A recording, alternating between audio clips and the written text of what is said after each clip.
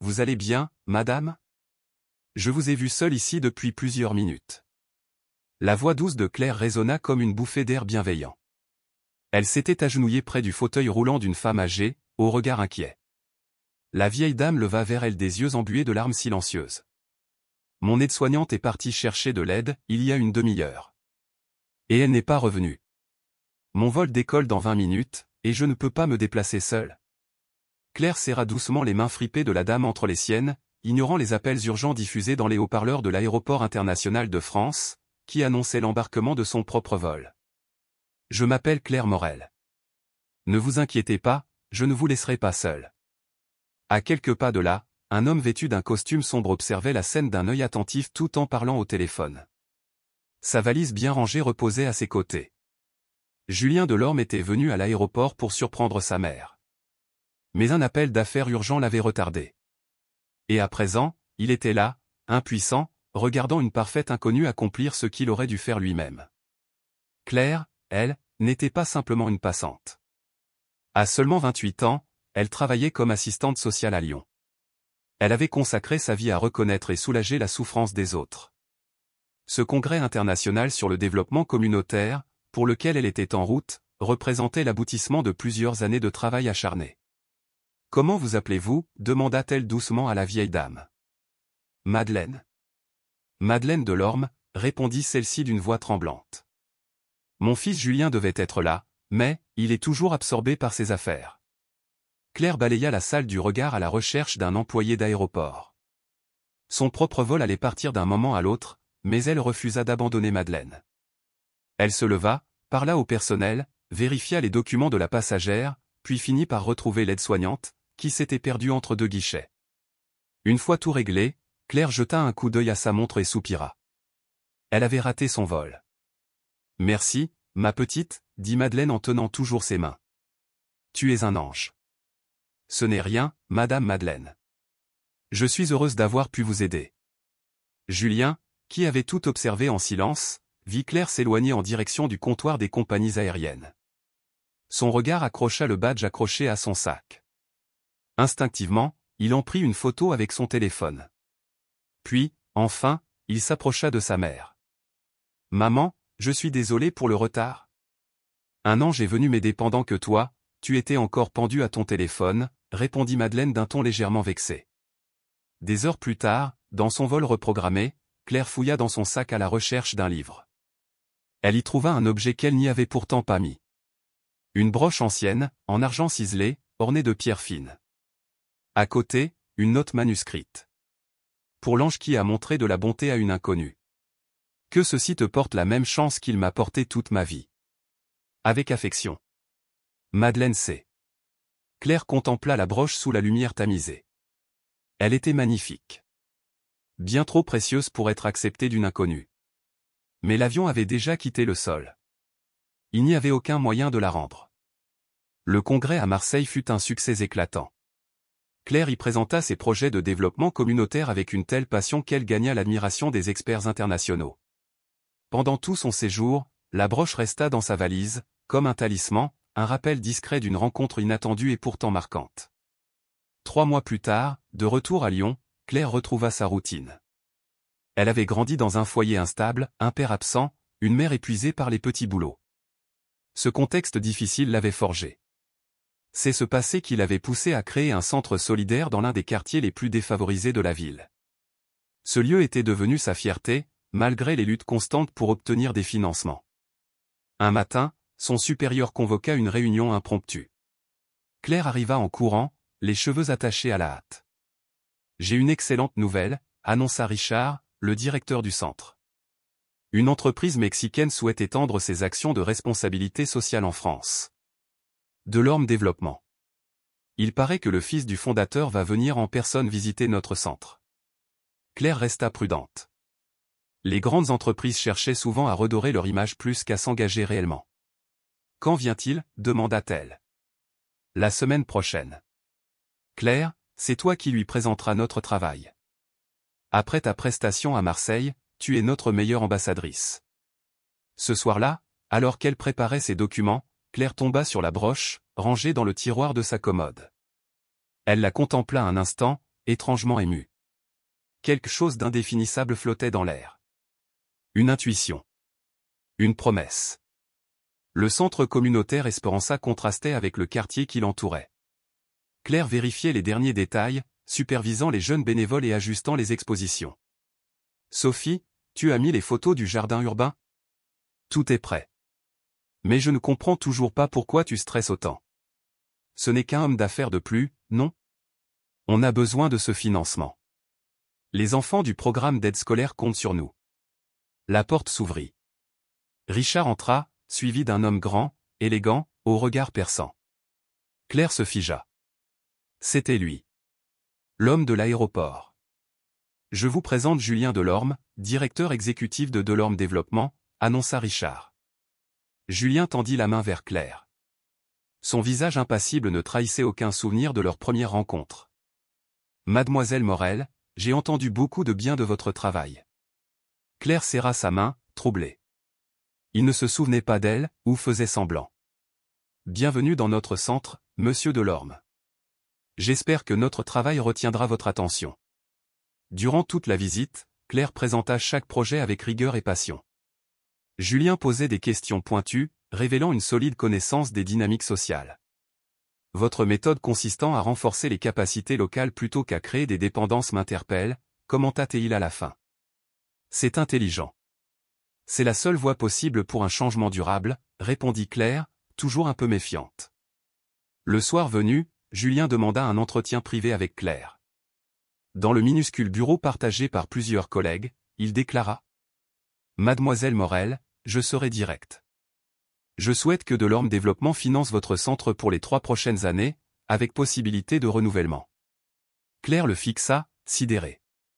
Pourquoi moi? Il existe des structures bien plus visibles. Julien esquissa un sourire fin. Justement. Nous ne cherchons pas la visibilité. Mais l'impact. Et vous, vous en avez un. Pendant ce temps, à Paris, Madeleine Delorme savourait un thé chaud dans son salon en compagnie de sa gouvernante. Avez-vous eu des nouvelles de votre fils, Donia Madeleine? Il est à Lyon depuis une semaine. Il dit que c'est pour le travail, mais quelque chose a changé. Dans sa voix. Madeleine posa la tasse, ses doigts glissant sur les crins vides de son coffre à bijoux.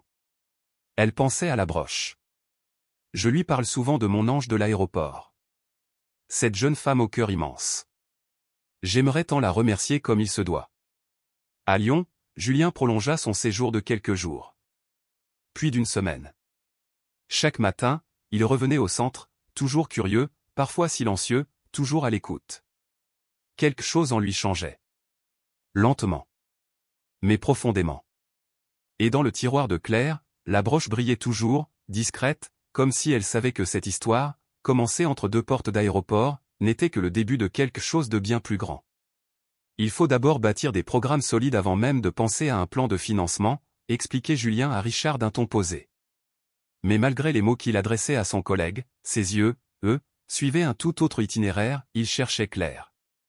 Un après-midi, alors qu'ils travaillaient ensemble sur le budget du programme de formation professionnelle, Claire brisa le silence avec une franchise désarmante. Monsieur Delorme, pourquoi n'avez-vous jamais évoqué le fait que nous nous étions déjà croisés à l'aéroport de France, il y a 3 mois? Pris de court, Julien posa calmement les documents sur la table et répondit après un bref instant. J'attendais le bon moment. Je ne voulais pas que vous pensiez que notre collaboration était teintée d'un intérêt personnel. Et, l'est-elle, demanda Claire, le regard soutenu. Ce jour-là, j'ai vu une femme qui a mis ses priorités de côté pour aider une parfaite inconnue. J'ai vu de la bonté, du courage, un engagement réel. Ce sont précisément ces valeurs que je recherche chez nos partenaires. Ce soir-là, dans leur modeste appartement, Claire raconta tout à Sophie, assise en tailleur sur leur vieux canapé. Je ne sais pas si je peux lui faire confiance, murmura-t-elle. Il y a trop de coïncidences. Sophie haussa les épaules. Gabi, tu t'es battue pendant des années pour obtenir du financement. Si cet homme séduisant et riche veut appuyer tes projets, qu'est-ce que ça peut faire s'il t'a d'abord vu à l'aéroport? Ce n'est pas ça, j'ai cette impression tenace qu'il me cache quelque chose. Les semaines passèrent, et Julien reporta une fois de plus son retour à Marseille. Il multiplia les prétextes pour rester à Lyon. Il proposait régulièrement à Claire des déjeuners de travail qui s'étiraient bien au-delà des projets communautaires, souvent jusqu'au coucher du soleil. Un soir, au détour d'un plat partagé, Julien se livra un peu plus. Mon père a bâti l'empire de l'Orme à partir de rien. Mais il n'a jamais été là. C'est ma mère qui m'a élevé seul, avec une détermination farouche.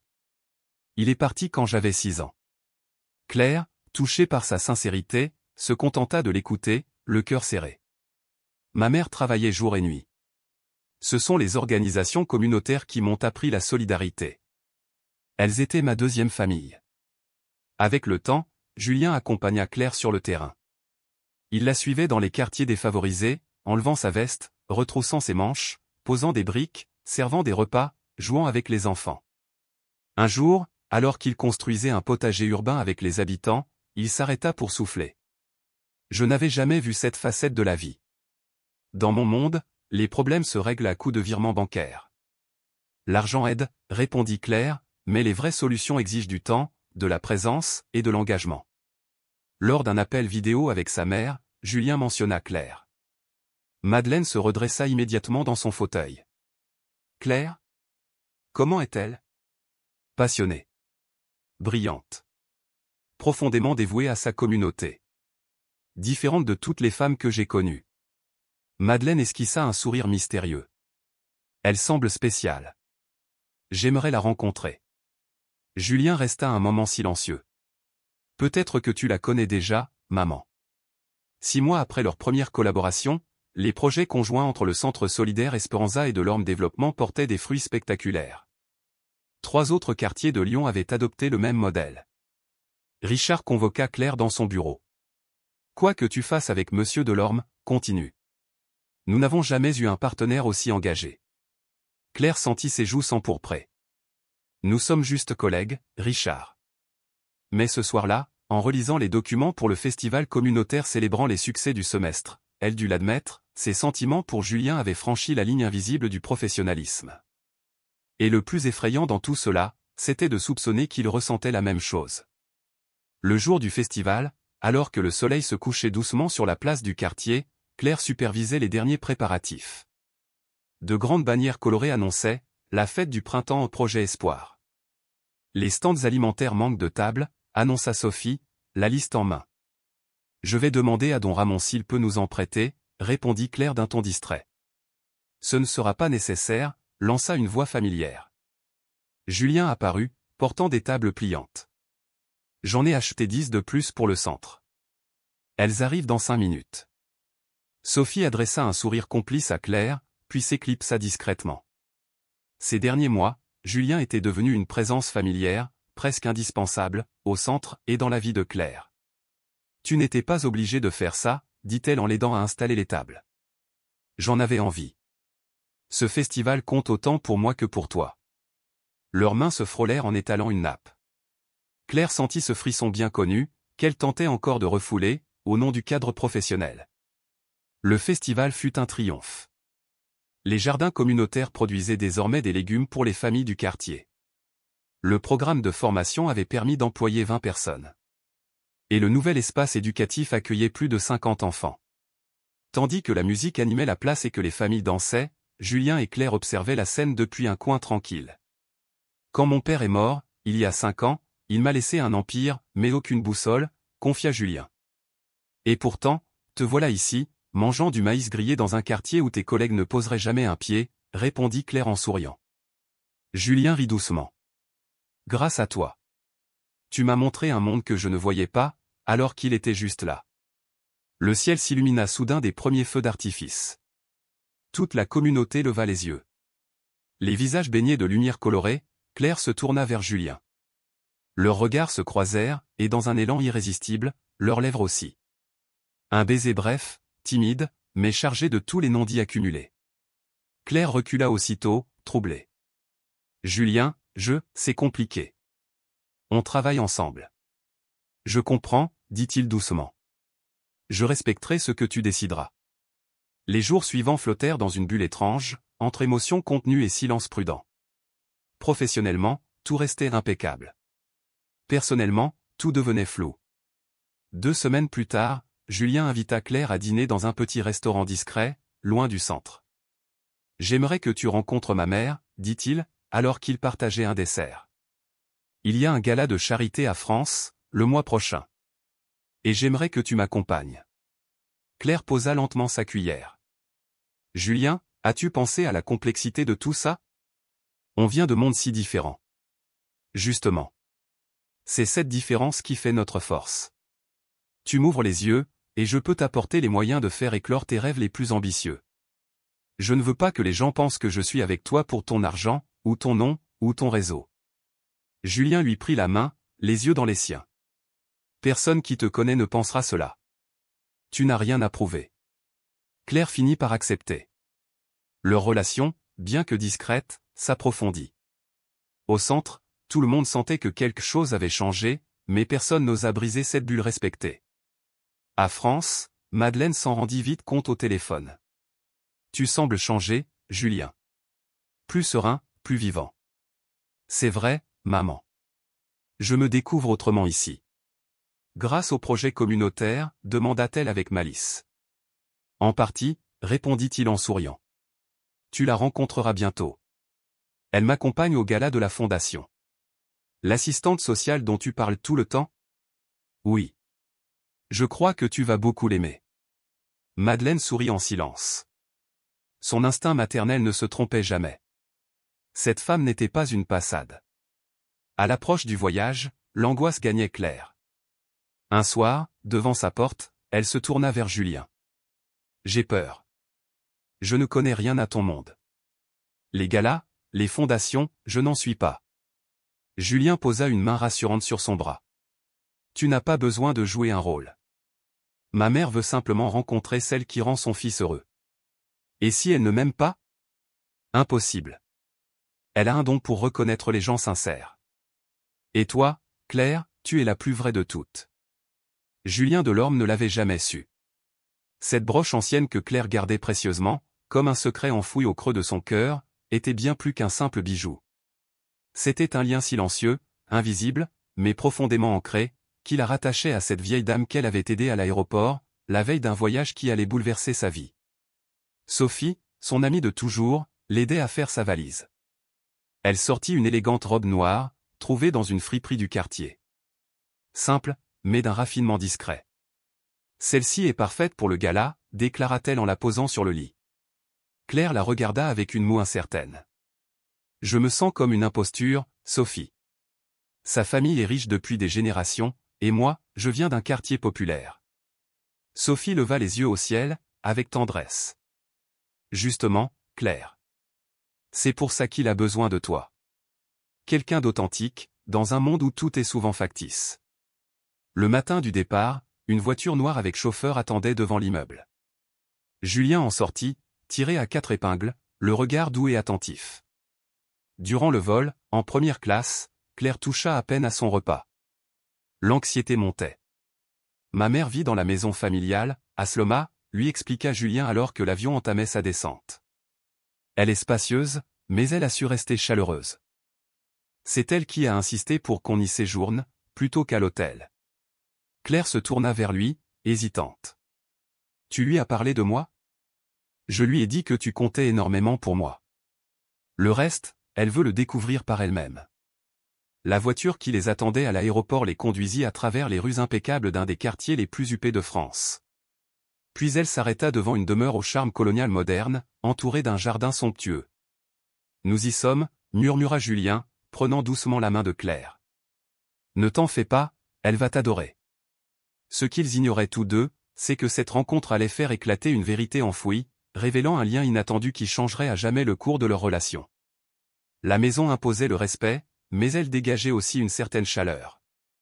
Claire inspira profondément tandis que Julien ouvrait la porte. « Julien, mon fils.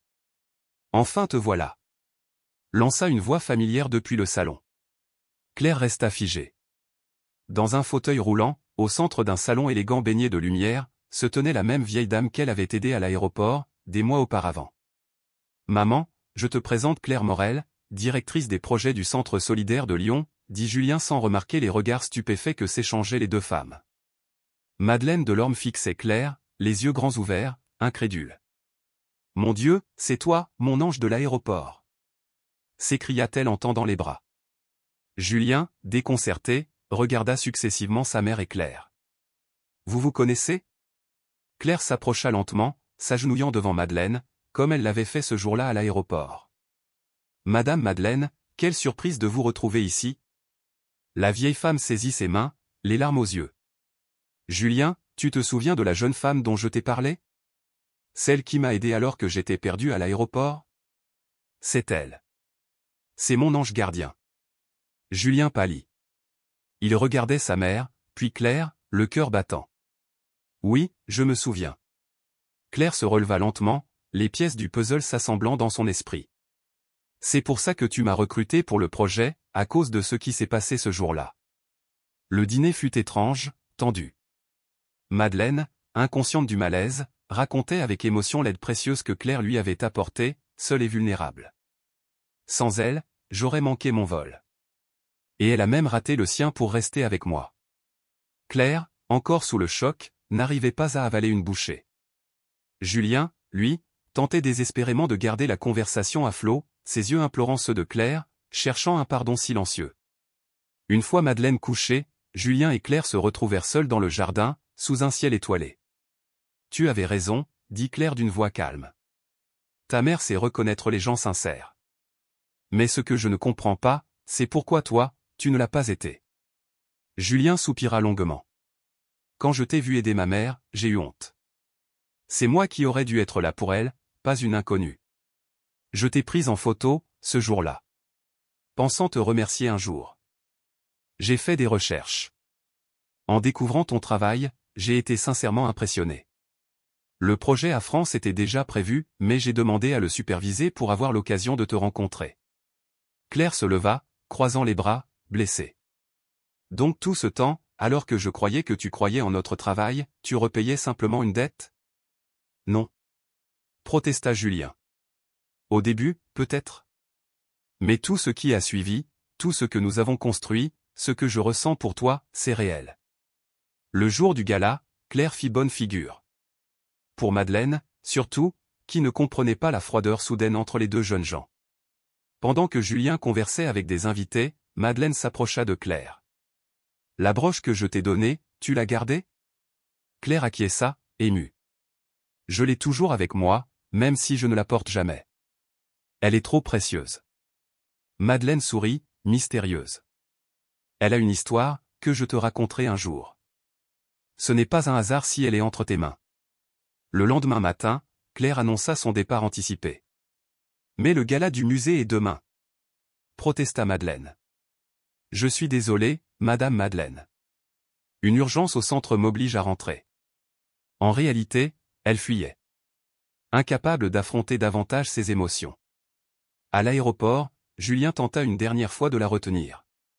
Claire, je t'en prie, laisse-moi t'expliquer. Tu l'as déjà fait, Julien. Et tout a commencé pour de mauvaises raisons. Tu ne croyais pas en notre mission, tu voulais juste effacer une culpabilité. Ce n'est pas vrai. J'ai prouvé mon engagement dans chaque projet. Peut-être. Mais tu as construit notre relation sur un mensonge. Ce n'était pas un mensonge, juste une omission. J'avais peur que tu penses exactement ce que tu penses maintenant. Claire ramassa sa valise. J'ai besoin de temps, Julien. De retour à Lyon, elle se réfugia dans le travail. Elle évita toute discussion sur Julien. Le financement continuait, mais toutes les communications passaient désormais par Richard.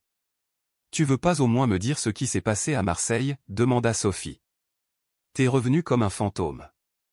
Claire céda, finit par tout lui raconter. Tu comprends, maintenant? Tout ce temps, j'ai cru qu'il croyait sincèrement en notre travail. Et en moi. Mais en réalité, tout a commencé parce que j'ai aidé sa mère. Et ça invalide tout ce que vous avez construit ensuite, répondit Sophie. Parfois, Gabi, les rencontres les plus sincères commencent de manière étrange. Les mois passèrent. Julien était absent physiquement, mais son empreinte restait vivace.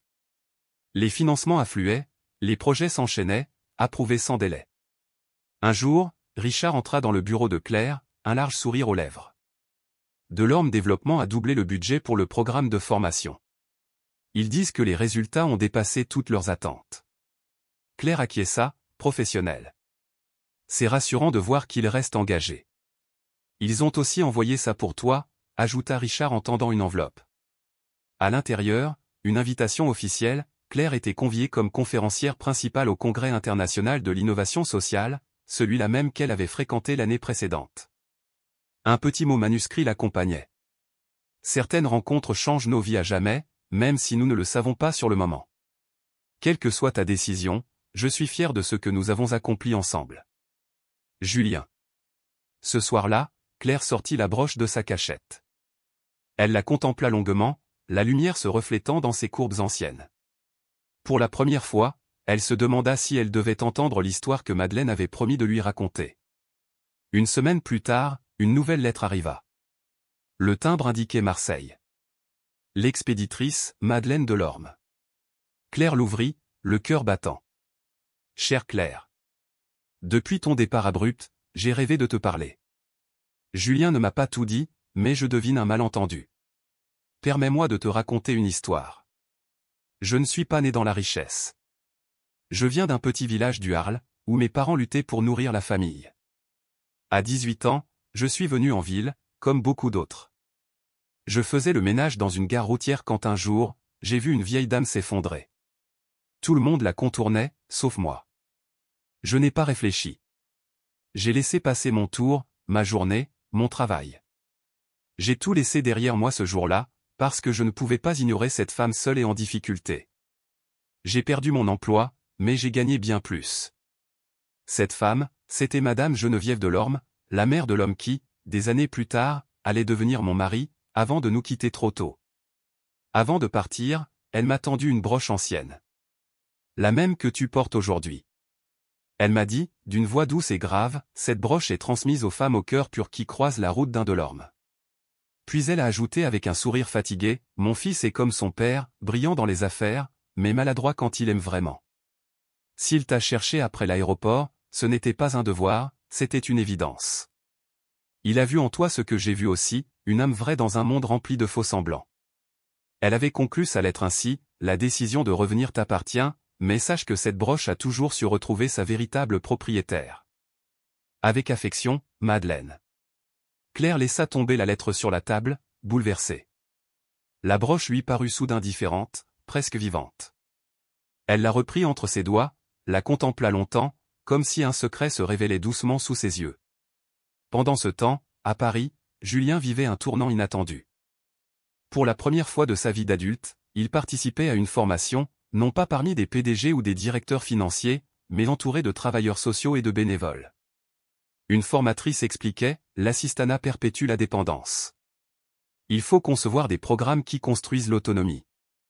Julien prenait des notes, se souvenant des mots de Claire, prononcés des mois plus tôt. Autour de lui, plusieurs employés de l'Orme Développement semblaient tout aussi absorbés. À la sortie, son assistant l'attendait. Monsieur Delorme, 3 investisseurs sont en attente et le conseil souhaite votre présence pour le vote de demain. Julien hocha la tête, puis déclara calmement. Annulez les appels. Le vote peut attendre. Je dois terminer le rapport sur notre nouveau modèle de développement communautaire. L'assistant le fixa, surpris, puis acquiesça sans un mot. Ce soir-là, Julien dîna avec sa mère sur la terrasse de la maison familiale. Le ciel d'été teintait les murs de reflets roses. Tu lui as envoyé la lettre, demanda-t-il sans détour. Madeleine sourit doucement. Il y a une semaine. Certaines vérités ont besoin de temps pour se déposer dans le cœur. Et toi, tu n'aurais pas dû intervenir. Maman? Quand tu auras mon âge, tu comprendras. La vie est trop courte pour laisser l'orgueil ou les malentendus éloigner 2 âmes qui sont faites pour s'aimer. Julien regarda le jardin, silencieux. Je l'ai respecté, je lui ai laissé de l'espace. Mais chaque jour... Je sais, mon fils. C'est comme ton père et moi, quand nous nous sommes séparés quelques mois avant notre mariage. Parfois, la distance est le seul moyen de voir clairement ce qui compte vraiment. À Lyon, Claire bouclait ses préparatifs pour le congrès. Elle avait choisi d'y participer, non seulement pour l'opportunité professionnelle, mais aussi pour clore un chapitre de sa vie. La veille du départ, elle répétait sa présentation avec Sophie. Tu as décidé si tu vas lui parler, demanda Sophie en faisant défiler les diapositives. Je veux d'abord entendre ce que Madeleine a à me dire sur la broche. Après, je ne sais pas. Gabi, en 6 mois, depuis ton retour de Marseille, as-tu rencontré quelqu'un qui t'a fait ressentir ce que lui te faisait ressentir? Claire ne répondit pas. Elles savaient toutes les deux. Le vol vers Paris fut un mélange d'anticipation et de trouble. À l'atterrissage, une part d'elle s'attendait à voir Julien l'attendre. Mais non. L'aéroport était un océan d'inconnus. À la réception de l'hôtel du Congrès, une enveloppe l'attendait. À l'intérieur, un simple mot. Quand tu seras prête à entendre toute l'histoire, je t'attendrai. Madeleine. L'adresse indiquée n'était pas celle du manoir familial. Ce soir-là, rassemblant tout son courage, Claire prit un taxi. Le véhicule l'amena dans un quartier modeste, loin des rues chics. Devant un petit café traditionnel, elle descendit. À l'intérieur, Madeleine l'attendait, assise dans un coin, sans son fauteuil roulant. Je ne l'utilise que pour les longues distances, expliqua-t-elle en souriant. Je suis contente d'être venue, dit Claire en s'asseyant. Ta lettre m'a beaucoup fait réfléchir. Madeleine regarda autour d'elle, le regard embrumé par les souvenirs. Cet endroit, c'est ici que j'ai travaillé comme serveuse, après avoir perdu mon emploi au terminal. Et c'est ici qu'Alejandro Delorme est entré, pour la première fois, à la recherche de la femme qui avait aidé sa mère. Comme Julien t'a cherché, murmura Claire. Madeleine sourit. Les hommes Delorme sont prévisibles. Alejandro venait chaque jour, s'asseyait à cette table et commandait un simple café. Je l'ignorais, convaincu qu'un homme riche voulait profiter d'une fille pauvre. Et qu'est-ce qui t'a fait changer d'avis? Je l'ai vu, un dimanche, à la soupe populaire. Il servait des repas, sans veste ni cravate. Il n'était pas là pour m'impressionner. Il ne savait même pas que je l'observais. Il voulait comprendre un monde qui lui était étranger. Claire sentit sa gorge se nouer. Julien, retroussant ses manches dans les jardins communautaires, lui revint à l'esprit. La broche, poursuivit Madeleine, a été transmise de femme en femme. Non par le sang, mais par le cœur. Geneviève me l'a donnée. Je te l'ai donnée. Mais je ne fais pas partie de votre famille. Madeleine prit ses mains, les yeux brillants.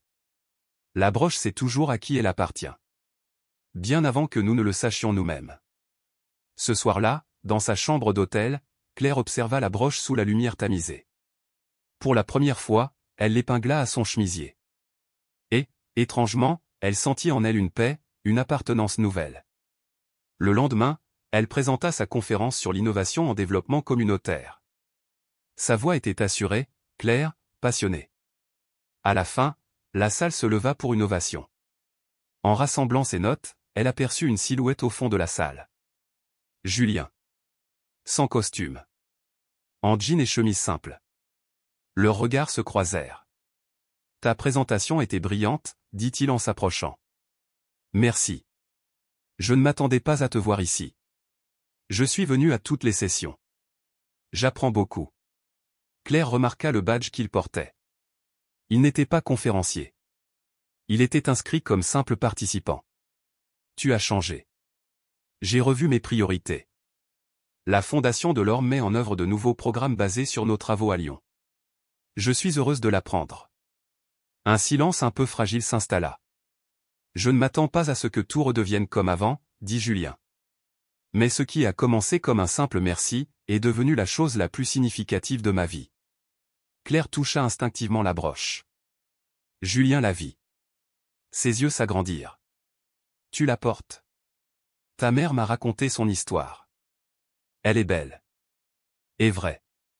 Ma grand-mère la lui avait donnée, sans savoir qu'un jour, elle ferait partie de notre histoire. Claire inspira profondément. Julien, j'ai besoin de savoir. Si je n'avais jamais croisé ta mère à l'aéroport, si nous nous étions rencontrés autrement, tu m'aurais trouvé? Il la regarda droit dans les yeux. J'en suis sûr.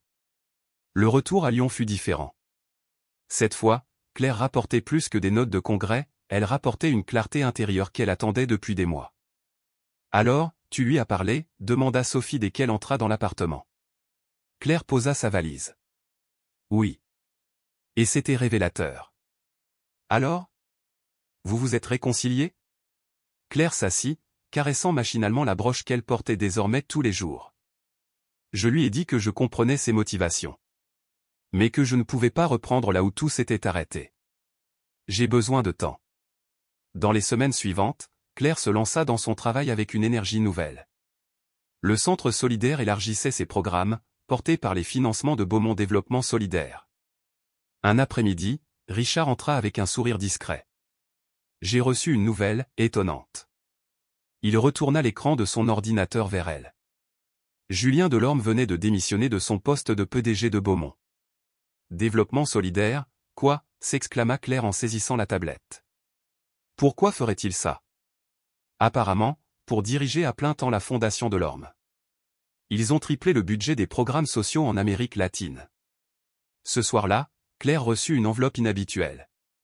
À l'intérieur, un article de presse mexicain montrait Julien dans un quartier défavorisé de France sans costume, sans artifice en train de peindre un mur avec des enfants dans le cadre d'un projet artistique. Une petite note manuscrite l'accompagnait, pas pour t'impressionner. Pour comprendre ce que toi, tu comprends naturellement. À des milliers de kilomètres de là, à France, Julien terminait une longue journée au Centre Esperanza France, une initiative solidaire inspirée du modèle de Claire. Monsieur Delorme, les matériaux pour l'atelier de demain sont prêts. Annonça Lucia, une jeune bénévole enthousiaste. Merci Lucia. Et ici, s'il te plaît, appelle-moi simplement Julien. Pas de hiérarchie. Au manoir familial, Madeleine l'attendait pour dîner. Tu as l'air fatigué, mais heureux, observa-t-elle en lui servant une soupe maison. C'est une fatigue différente, une fatigue qui nourrit, répondit-il avec un sourire doux. Des nouvelles d'elle? Julien secoua la tête. Non. Je respecte son espace. Quand elle sera prête, si elle l'est un jour, elle me trouvera. La broche retrouve toujours son chemin, sourit Madeleine, énigmatique. Les mois passèrent. Julien voyageait à travers l'Amérique latine, implantant des programmes inspirés de Claire. Il suivait des formations, assistait à des conférences, et travaillait sur le terrain, sans caméra, sans discours. À Lyon, Claire recevait parfois des coupures de presse, des lettres anonymes, ou des photos de projets menés par Julien. Elle ne répondait jamais. Mais elle gardait tout dans une boîte spéciale, rangée dans un tiroir qu'elle ouvrait parfois les soirs de doute. Un matin, Sophie fit irruption dans son bureau, essoufflée d'émotion. « Claire, tu ne vas pas y croire. »« Quoi encore ? » ?»« Tu es nominée pour le prix international de l'innovation sociale. »« C'est impossible. Ces prix-là sont réservés aux grandes organisations, au budget millionnaire. Lis toi-même. Ton modèle de développement communautaire autonome est dans les 5 finalistes. La cérémonie est à New York, le mois prochain. » Claire lut la notification, incrédule. Son nom y figurait, aux côtés de figures mondiales du développement social. Qui m'a nominé? Ce n'est pas précisé. Mais j'ai ma petite idée. Le soir même, elle reçut une lettre officielle, signée par la présidente de la Fondation Delorme, Madeleine Delorme. Elle y proposait de couvrir tous les frais liés à sa venue à la cérémonie. Aucune trace personnelle de Julien. La veille du départ, alors qu'elle fermait sa valise, Claire reçut un message d'un numéro inconnu. Le modèle que tu as créé transforme des vies en Amérique latine. Peu importe qui gagnera demain, tu as déjà gagné. Si tu n'es pas prête à me parler, je comprendrai. Je serai au dernier rang. Juste pour t'applaudir. Julien. L'auditorium de New York débordait de leaders du monde entier. Claire, parmi les nominés, scrutait les rangs du fond. Aucun signe de Julien. Lorsque son nom fut annoncé comme lauréate, la salle éclata en applaudissements.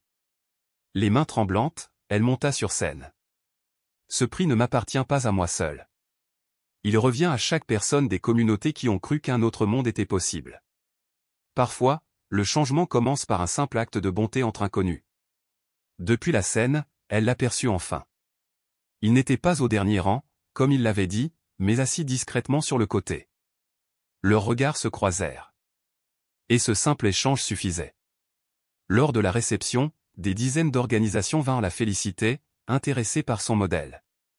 Quand elle put enfin respirer un peu, une voix familière la ramena au présent. Félicitations. Tu le mérites plus que quiconque. Julien se tenait là, à une distance respectueuse. Tout cela, c'était ton œuvre, demanda Claire. La nomination vient d'un comité indépendant. J'ai simplement transmis les documents. Ton travail a parlé pour lui-même.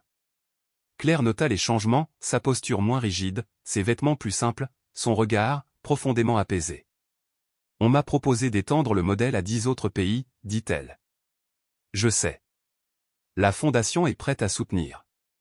Sans condition. Sans projecteur. Un silence. Mais pas celui de la gêne. Plutôt celui d'une promesse. J'ai reçu tes lettres, murmura Claire. Et j'ai suivi ton travail. Je ne cherchais pas de réponse. Je voulais simplement que tu saches que tes enseignements n'ont pas été vains. Claire toucha la broche fixée sur sa robe.